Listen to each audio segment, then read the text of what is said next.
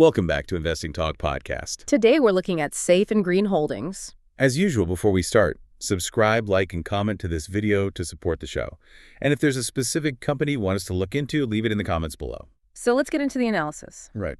For anyone who's tracked this company, you have to understand the business today is almost unrecognizable from what it used to be. It's a completely different story. It is. We are looking at a fundamental transformative pivot.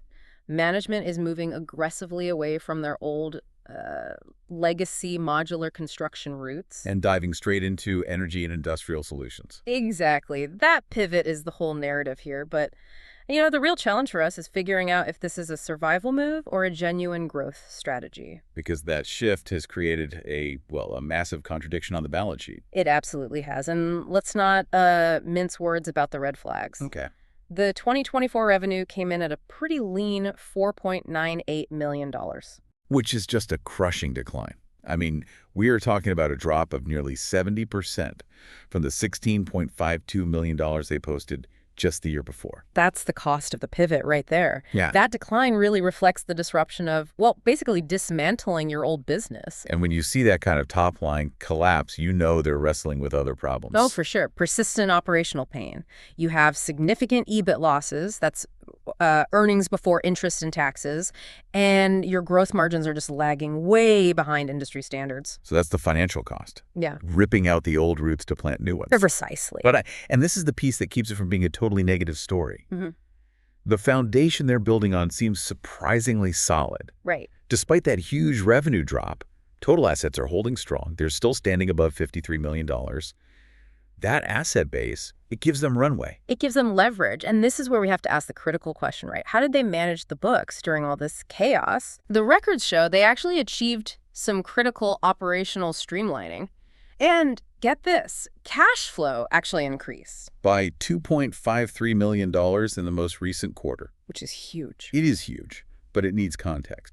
Is that, a sign of real sustainable health? Or is it maybe from cutting CapEx to the bone or selling off assets to cover expenses? You can't tell just from the number that's true, but it is a sign that management is focusing intensely on debt and expense control. And that financial stability, the asset base, plus the cash flow move, that's what enables the whole tech strategy. Exactly. Their competitive moat isn't in construction anymore. It's in leveraging AI. So let's break that down. What is the actual product they're building now? They're focused on deploying AI-based well site monitoring systems. That's from the Mach-Fu merger. Yeah. And that's combined with building out sustainable energy infrastructure through the Olenox core integration. They're betting that this move into tech and, specialized green energy fabrication is going to give them the margins the old business never could. So moving from low-margin building to high-tech industrial services. That's the plan. So that's the theory. But when did the market actually start to believe it? Because you can pinpoint the exact moment. You really can. It was the completion of the first phase of their AI-powered well site monitoring system. The reaction was massive. On October 23rd, 2025, the stock surged 36% on the day. And that was after it had already jumped an astonishing 87% in the pre-market. That kind of volume, that spike, it's a clear signal. It's the market saying, okay, we believe this AI tech is valuable. And that it could be a real differentiator for them in the energy sector. And this tech isn't just a standalone thing. It ties directly into their immediate operational targets for the Olenox subsidiary. Right. This isn't just software. It's about oil and gas production. Olenox is aiming to complete its first drilling project in the fourth quarter of this year. So that's a concrete near-term catalyst, something investors can actually watch for in the coming weeks. And looking a bit further out, they have a really aggressive long-term goal, hitting 1,000 BOE of daily production by 2026. Okay, hold on. For anyone who doesn't spend their days reading petroleum reports quickly, what is BOE? Right, good question. It's barrels of oil equivalent. It's just a standard metric to combine natural gas and crude oil into one number. So it puts everything on the same scale. Exactly. And achieving 1,000 BOE daily would completely transform their revenue profile. It would be quantifiable proof that the Olenox merger and the tech are actually generating real cash flow. Okay, so beyond the operational goals, there's the credibility piece. Yeah. For institutional investors, compliance is everything, And they just cleared a huge non-operational hurdle there. regaining their Nasdaq compliance. That milestone was critical. They did it with a pretty dramatic 1-for-64 reverse stock split back in September. And let's just pause on that number. 1 for 64. It's severe. It tells you two things. Mhm. First, the stock price was in a really distressed state, probably close to being delisted entirely. For sure. And second, management was willing to take a drastic step to maintain that institutional credibility. Precisely. It's a harsh move, but getting and keeping that compliance is the linchpin. It's what Right. allows them to, move on from being a penny stock risk and get back on the radar for fund managers. So compliance is secured, drilling targets are set. Let's talk about the investor calendar. We have two absolutely critical dates coming up. First one is November 14th, 2025.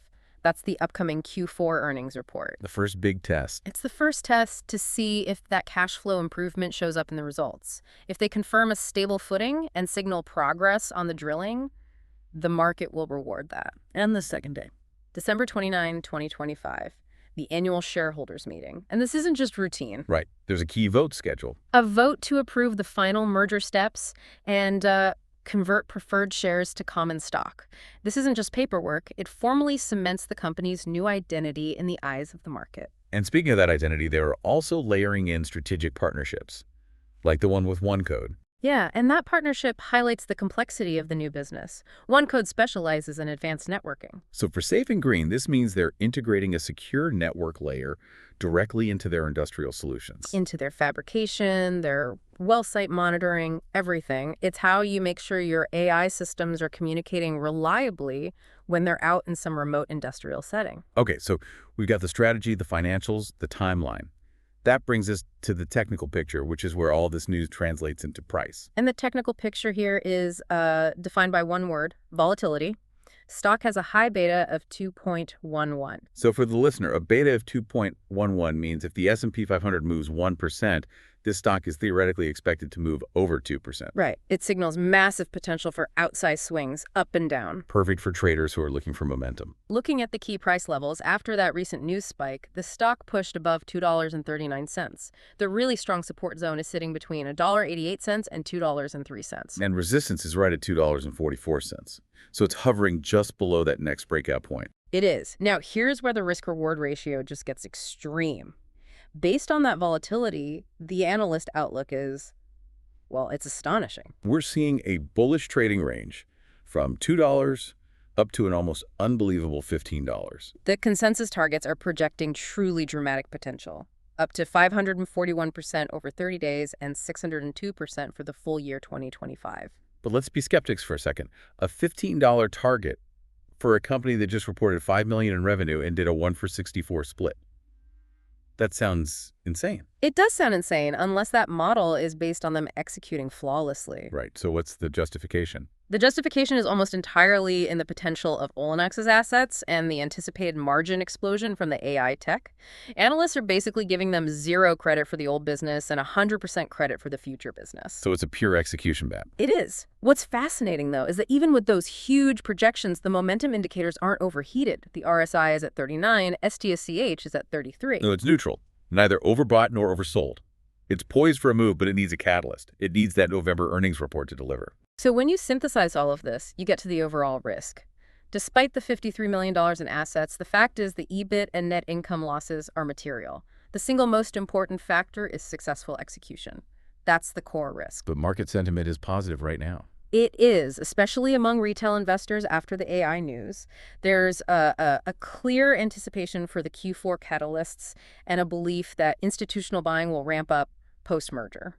So if we weigh the extreme risk of that revenue collapse against the extreme potential of the pivot, where does that land us? We land strongly bullish. I'd say an 8 out of 10. The rationale is supported by that confluence of factors we talked about.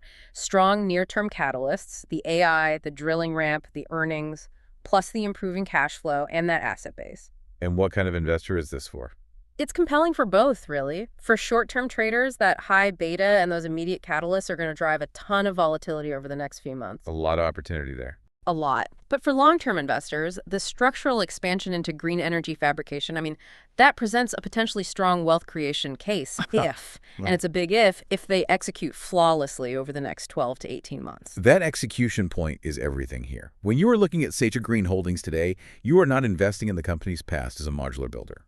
You are fundamentally betting on management's ability to transition flawlessly from a legacy construction business model to an entirely new technological sector. The future success of this transformative pivot hinges entirely on the execution of that Q4 drilling target and the ability to maintain the momentum with the AI system. That's the extraordinary dichotomy of risk and reward you have to weigh right now.